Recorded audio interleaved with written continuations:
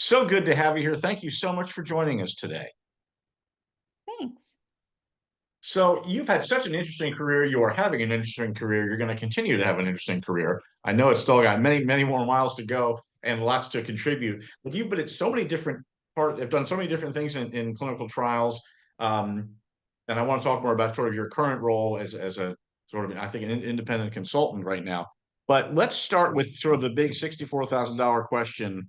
Currently in clinical trials, what things are troubling you? What's keeping you up at night? This industry could be maybe doing better or has problems with.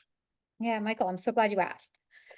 So what's keeping me up at night is um, we've seen a lot with decentralized clinical trials being implemented.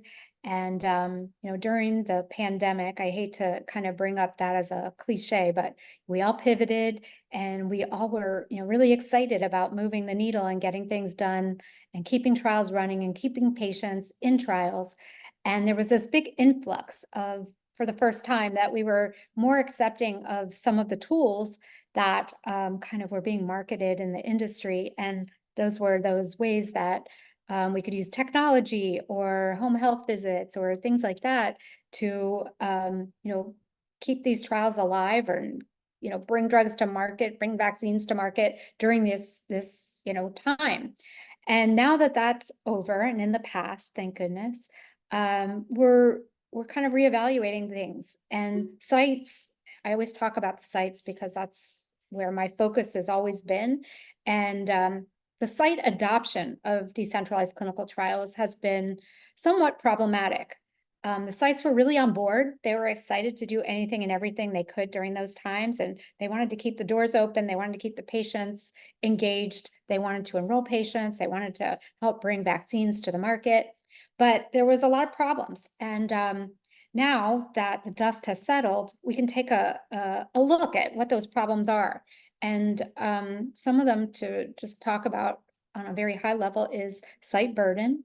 So the sites were, and the sites are, continue to be burdened with, they're doing so many studies. They have a lot of balls in the air. It's not just one study, but each trial that they work on has maybe multiple platforms and devices and logins and just all kinds of things that really never existed maybe 10, 15 years ago. So it takes a lot out of them. And it takes a lot to run a trial in this day and age. So I think that what we need to focus on is better site adoption. If you give a site the opportunity to implement something that's optional, chances are they're not going to do it. And that affects the study as a whole. Maybe, some engagement tools or different things that would help them, but it's extra work.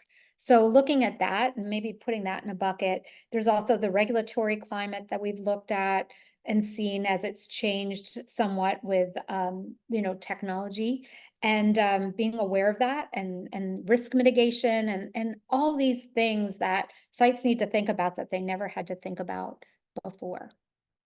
It's interesting. You mentioned regulations because sometimes, and I hate to say this in a negative way, but people in the industry use regulations as an excuse sometimes, may be valid, and it's tough for regulations to keep up with technology. But do you think regulations are slowing adoption much, or is it more just our natural aversion to change? Well, I mean, I definitely think change management is a big thing. And the regulators are paying very close attention to technology and they're on board, which is nice to see, right? And they're trying to work in a manner that is going to make it like less risk, less liability, less friction for the users, for the end users. But still, the regulations, if you're not aware of them, it definitely could put you in a situation. And risk, I think risk is also right hand in hand with regulations. So if we have risk from a principal investigator perspective, like say that there is a home health visit, a lot of investigators are thinking about, well, this home health nurse isn't on my team. What if things don't go right? What if there is, an adverse outcome, an SAE, et cetera? Who's responsible? And my name's on the 1572 PI, but the sponsor CRO has contracted with a home health nurse. And, these are things that make the lives easier for patients to participate in clinical trials, but still there's more things to consider there than meets the eye. All right, so you've been talking a lot about this extra work for sites. What about the cost issues for sites? I mean, is this impacting their bottom line? How are they handling that? Oh, yes, 100%. So um, we know what it takes now to implement decentralized clinical trials at the site level. It takes a lot of extra training. It takes cross-functional training, backups.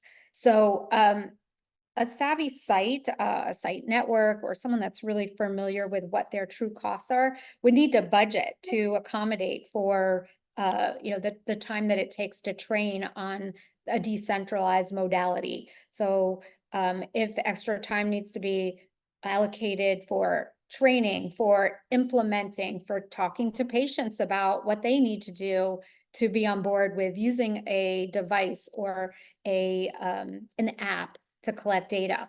All these things definitely, are things that take time. The labor cost is going to be higher in a clinical trial budget, and that's something that a lot of sites are now taking into consideration when they're evaluating their clinical trial budgets. You've done so many interesting things in the past. You're doing some interesting things now. You've had some transitions. What kind of things are you working on now? What are you seeing out there? Yeah, so I'm happy to report that I have reenacted my consulting business.